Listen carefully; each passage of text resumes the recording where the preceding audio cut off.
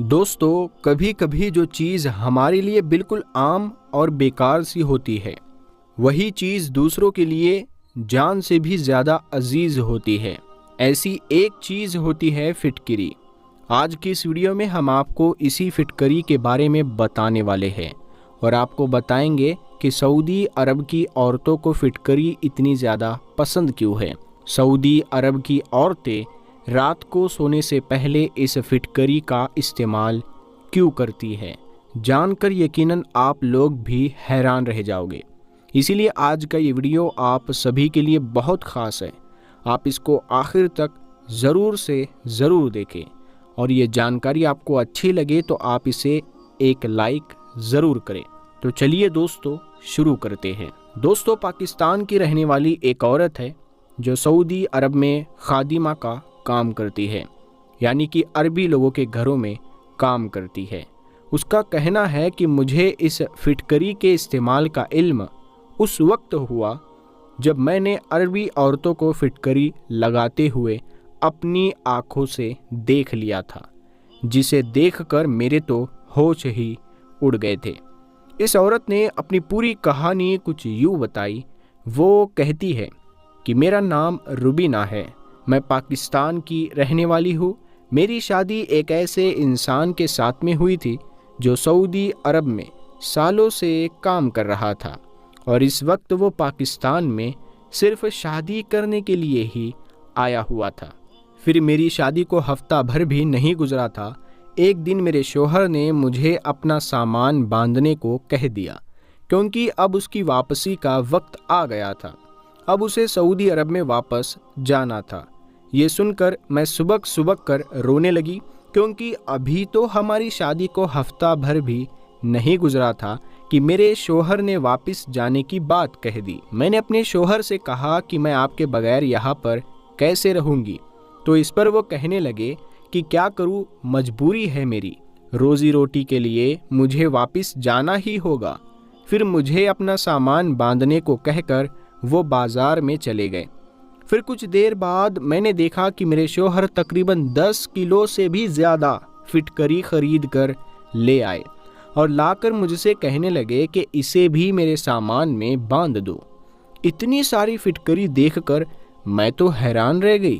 اسی لیے میں نے اپنے شوہر سے پوچھا کہ آپ اس کا وہاں پر کیا کریں گے؟ تو یہ سن کر میرے شوہر نے کہا کہ مجھے نہیں پتا، سعودی عورتیں اس فٹکری کا کچھ اور ہی استعمال کرتی ہے، لیکن ہاں مجھے یہ معلوم ہے کہ وہاں پر اس فٹکری کی اہمیت بہت زیادہ ہے۔ سعودی عورتیں اس فٹکری کو خریدنے کے لیے تڑپتی ہے۔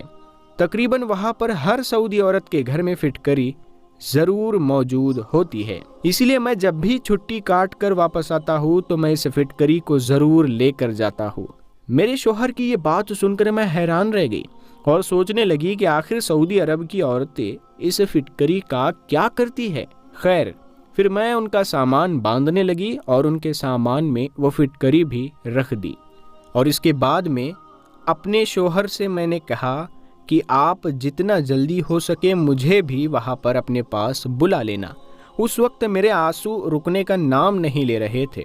مجھے اس طرح سے روتا ہوا دیکھ کر وہ کہنے لگے کہ تم زیادہ پریشان نہ ہو، میں وہاں پر جا کر تمہیں جلدی اپنے پاس میں بلا لوں گا۔ یہ سن کر مجھے تھوڑا سکون ملا اور پھر اس طرح سے میرے شوہر مجھے اکیلا چھوڑ کر سعودی عرب میں چلے گئے۔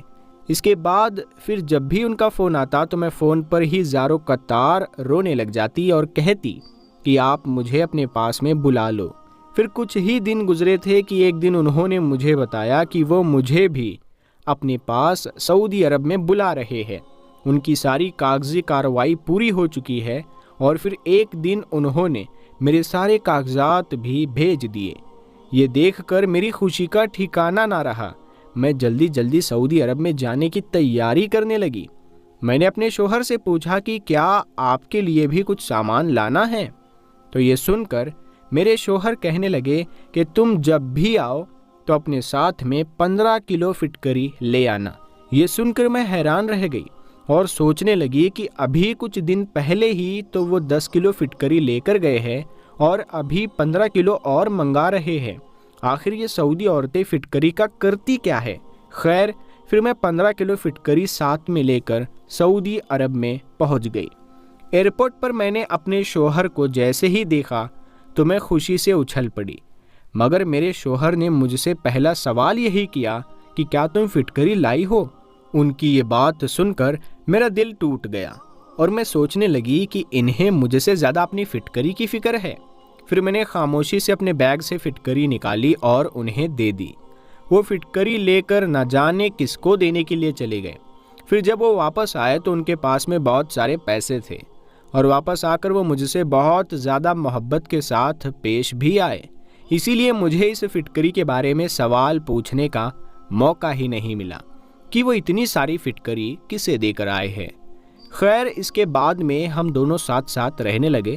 میں بہت زیادہ خوش تھی کہ میں اپنے شوہر کے ساتھ میں رہ رہی ہوں، لیکن پھر جیسے ہی 1 مہینہ گزرا تو میرا شوہر مجھ سے کہنے لگا کہ اب اور زیادہ میں تجھے یہاں پر نہیں رکھ سکتا ہوں، یہی بہتر ہوگا کہ اب تم یہاں سے واپس چلی جاؤ۔ ان کی یہ بات سن کر میرے سر پر آسمان ٹوٹ پڑا۔ میں روتی ہوئی کہنے لگی کہ آپ یہ کیسی باتیں کر رہے ہو، میں آپ کے بغیر کیسے رہوں گی؟ اس پر وہ کہنے لگے کہ تمہیں پتہ ہے تمہارے یہاں آنے سے خرچے کتنے زیادہ بڑھ گئے ہیں، میرے پاس میں گھر بھیجنے کے لیے پیسے نہیں بچ رہے ہیں، مجھے اپنی ماں اور بھائی بہنوں کا بھی خرچہ اٹھانا پڑتا ہے۔ یہ سن کر پھر میں نے کہا کہ اگر ایسی بات ہے تو پھر میں بھی یہاں پر کوئی نوکری کر لیتی ہوں، میں اپنا خرچہ خود اٹھا لوں گی، لیکن آپ مجھے بھیجنے کی بات نہ کریں۔ میری یہ بات سن کر میرے شوہر ہنسنے لگے اور کہنے لگے کہ تمہیں بھلا کیا کام آتا ہے، تم یہاں پر کیا کام کر سکتی ہو؟ کچھ دیر سوچنے کے بعد میں نے کہہ دیا چاہے مجھے کسی عربی کے گھر میں کام ہی کیوں نہ کرنا پڑے تو میں کر لوں گی، لیکن واپس نہیں جاؤں گی۔ میرے شوہر کو میری بات مذاق لگی، لیکن اب میں نے ٹھان لیا تھا کہ میں یہاں پر کوئی کام ضرور کروں گی۔ اسی لیے پھر میں نے اپنے پڑوس میں رہنے والی ایک پاکستانی عورت سے کہہ کر عربی عورتوں کے گھر میں کام ڈھونڈ لیا۔ میری 1 مہینے میں وہاں پر کافی زیادہ جان پہچان ہو گئی تھی، اسی لیے مجھے ایک ساتھ میں 2 عربی عورتوں کے گھر میں کھانا بنانے کا کام مل گیا تھا۔ 2 گھروں میں ایک ساتھ کام ملنے پر میری خوشی کی انتہا نہ رہی۔ مجھے صرف کھانا بنانے کی اچھی خاصی ریال ملنے لگی، جس سے میں آسانی سے اپنے شوہر کے ساتھ میں یہاں پر رہ سکتی تھی۔ پھر رات کو جب میرے شوہر گھر آئے تو میں نے انہیں بتایا کہ مجھے 2 عربی گھروں میں کھانا بنانے کا کام مل گیا ہے۔ یہ سن کر میرا شوہر حیران رہ گیا اور کہنے لگا کہ میں تجھے دوسروں کے گھروں میں کام کرنے کی اجازت نہیں دے سکتا ہوں۔ ان کی یہ بات سن کر میں زاروں قطار رونے لگی۔ یہ دیکھ کر میرا شوہر پگھل گیا، اسی لیے پھر انہوں نے مجھے یہاں پر کام کرنے کی اجازت دے دی۔ یہ دیکھ کر میری خوشی کا ٹھکانہ نہ رہا۔ اگلے دن میرے شوہر دفتر جاتے وقت کہہ گئے کہ اگر تمہیں کام سمجھ میں آ جائے تو ہی کرنا، ورنہ تم واپس آ جانا۔ اس پر میں نے ہاں کر دی۔ پھر میرے شوہر کے جاتے ہی میں نے اپنے گھر کا کام نپٹایا اور پھر جلدی سے اس پڑوسن کو لے کر عربی عورتوں کے گھر میں پہنچ گئی۔ وہ گھر کیا تھا، وہ تو عالیشان محل تھا۔ میں تو ان کا گھر دیکھ کر حیران رہ گئی۔ پھر میں نے دیکھا کہ میری دونوں ہی عربی عورتیں اچھی اور خوش اخلاق تھی۔ میں نے دیکھا کہ انہیں اردو سمجھ میں تو آتی ہے مگر وہ بول نہیں سکتی ہے، اسی لیے انہوں نے مجھے اشاروں میں سمجھا دیا کہ مجھے کیا پکا کر دینا ہے۔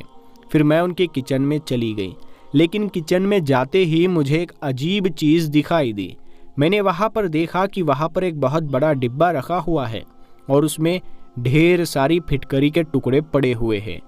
اسے دیکھتے ہی مجھے یاد آ گیا کہ میرے شوہر اسی لیے اتنی ساری فٹکری لے کر آتے ہیں، لیکن ساتھ ہی میں یہ بھی سوچنے لگی کہ آخر یہ عربی عورتیں فٹکری کا کرتی کیا ہے۔ اس بارے میں ان عربی عورتوں سے پوچھ بھی نہیں سکتی تھی، کیونکہ میرے شوہر نے مجھے پہلے ہی کہہ دیا تھا کہ اس بارے میں کبھی بھی کسی عربی عورت سے مت پوچھ لینا۔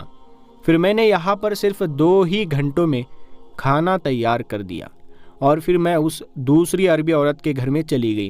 وہاں بھی میں نے کچن میں بہت ساری فٹکری دیکھی، جسے دیکھ کر میں حیران رہ گئی اور سوچنے لگی کہ اب تو میں اس کے بارے میں پتہ کر کے ہی رہوں گی۔ یہاں پر مجھے کھانا بناتے بھی کچھ ہی دیر گزری تھی کہ اتنے میں وہ عربی عورت کچن میں آ گئی اور اس نے ایک فٹکری کا ٹکڑا نکالا اور اسے تیل میں بھگو کر ایک کونے میں رکھ دیا۔ پتہ نہیں اس نے کون سا تیل ملایا تھا، کیونکہ اس کا انداز کچھ چھپانے والا تھا۔ خیر، یہاں پر میرا پہلا دن تھا جو بہت ہی اچھا گزرا۔ میں دونوں ہی گھروں میں کھانا بنا کر 5 ہی گھنٹوں میں فارغ ہو گئی اور پھر میں اپنے شوہر کے آنے سے پہلے گھر میں پہنچ گئی۔ شام کو جب میرے شوہر گھر آئے تو انہوں نے مجھ سے ڈھیروں سوال کیے۔ میں نے انہیں بتایا کہ میرا کام بہت اچھا ہے اور وہ دونوں عربی عورتیں بھی بہت اچھی ہیں۔ میری یہ بات سن کر وہ مسکرانے لگے، لیکن میں ابھی بھی اس فٹکری کو لے کر پریشان ہو رہی تھی اور سوچ رہی تھی کہ آخر عربی عورتیں اس فٹکری کا کرتی کیا ہے۔ جب میرے شوہر نے مجھے گمسم سا دیکھا تو وہ مجھ سے پوچھنے لگے کہ تمہیں کیا ہوا ہے۔ پھر میں نے اپنے شوہر کو ساری باتیں بتا دی کہ میں نے کس طرح دونوں ہی عورتوں کے کچن میں فٹکری کو دیکھا ہے، لیکن مجھے یہ سمجھ میں نہیں آیا کہ یہ عربی عورتیں اس فٹکری کو کس کام میں استعمال کرتی ہے۔ میری یہ بات سن کر میرا یہ شوہر ہنسنے لگا اور کہنے لگا کہ تم عورتیں بھی چھوٹی چھوٹی باتوں میں الجھ جاتی ہو۔ چلو میں ہی اب تمہیں اس کا پتہ کر کے بتاؤں گا کہ آخر عربی عورتیں اس فٹکری کا کیا کرتی ہے۔ اب میرے دن یہاں پر تیزی سے گزرنے لگے اور میرا کام بھی بہت اچھے سے چل رہا تھا۔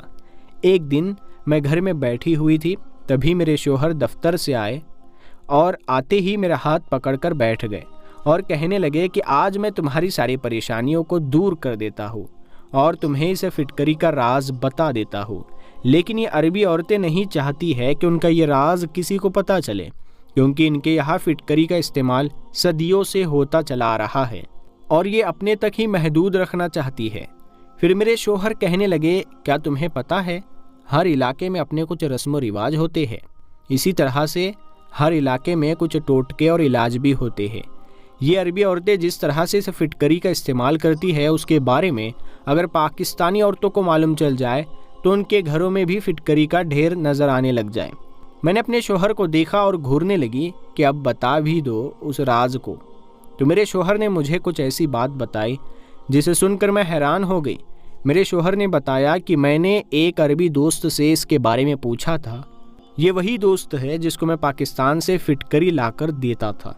تو میرے شوہر نے آگے بتایا کہ عربی عورتیں ایک خاص قسم کا تیل استعمال کرتی ہیں جو انہوں نے اپنے بزرگوں سے سیکھا ہے۔ زیتون کے تیل میں کچھ ملا کر اسے تیار کیا جاتا ہے، پھر اس تیل کو تقریباً 2 مہینوں تک رکھ دیا جاتا ہے، پھر اس تیل میں فٹکری کو بھگو کر رکھ دیا جاتا ہے، پھر یہ عربی عورتیں روز رات کو اس فٹکری اور تیل کو استعمال کرتی ہے۔ یہ عربی عورتیں ہر رات اپنے پیٹ میں اور اپنی ناف میں اسے لگاتی ہے، کیونکہ ان عربی عورتوں کا ماننا ہے کہ ایسا کرنے سے ان کے یہاں اولاد نرینہ پیدا ہوگی، یعنی کہ ان کے یہاں بیٹا ہی پیدا ہوگا۔ یہ بات میرے لیے بہت انوکھی تھی، ایسا میں نے پہلی بار سنا تھا، لیکن ساتھ ہی مجھے یہ بات سمجھ میں نہیں آ رہی تھی کہ یہ عربی عورتیں اس بات کو اتنا زیادہ چھپا کیوں رہی ہے۔ تو یہ سن کر میرے شوہر نے بتایا کہ ہر کسی کے اپنے طور طریقے ہوتے ہیں، ہر کسی کے اپنے ٹوٹکے ہوتے ہیں۔ اگر یہ عربی عورتیں اسے چھپا کر نہ کرے تو ان کا یہ عمل کامیاب نہیں ہو سکتا، ہو بھی سکتا ہے تو اسی لیے وہ اس کو سب سے چھپاتی ہے۔ یہ سن کر میں نے افسوس بھرے لہجے میں اپنے شوہر سے کہا کہ میرے پاس تو نہ ہی فٹکری ہے اور نہ ہی مجھے یہ تیل بنانا آتا ہے۔ میری یہ بات سن کر میرے شوہر ہنس پڑے کہ مجھے تو بس اولاد کی خواہش ہے، چاہے بیٹا ہو یا بیٹی ہو، مجھے اس بات سے کچھ بھی فرق نہیں پڑتا ہے۔ ان کی یہ سوچ دیکھ کر مجھے بہت خوشی ہوئی کہ انہوں نے دوسرے مردوں کی طرح بیٹے کی خواہش کا اظہار نہیں کیا۔ میں ابھی تک ان عربی گھروں میں کام کر رہی تھی۔ کچھ دنوں کے بعد مجھے پتہ چلا کہ میری دونوں مالکین حاملہ ہو گئی ہیں۔ اب میں ان کا بہت زیادہ خیال بھی رکھنے لگی۔ پھر یہاں پر حیرت کی بات یہ ہوئی کہ ان دونوں نے بیٹوں کو ہی جنم دیا، یعنی کہ ان دونوں عربی عورتوں نے بیٹوں کو پیدا کیا۔ شاید ان کا بنایا گیا تیل واقعی میں کام کر گیا، لیکن کچھ دنوں کے بعد میں اللہ نے مجھے بھی خوشخبری سنا دی، لیکن میں نے کوئی تیل یا فٹکری کا استعمال نہیں کیا تھا، لیکن پھر بھی اللہ نے مجھے بیٹے سے نوازا۔